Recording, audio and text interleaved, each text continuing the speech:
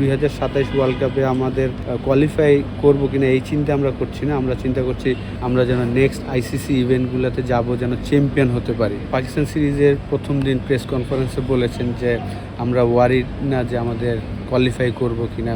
আমাদের চিন্তা প্রসেসটা ঠিক রাখা এবং ওয়ার্ল্ড কাপে যেয়ে যেন আমরা ভালো কিছু করতে পারি।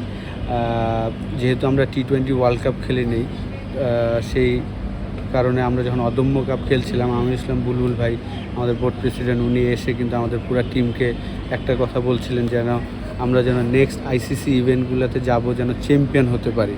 জাস্ট পার্টিসিপেট করার জন্য না, আমরা যেন চ্যাম্পিয়ন হতে পারি, ওই মেন্টালিটি যেন আমরা তৈরি করি আমাদের প্লেয়াররা।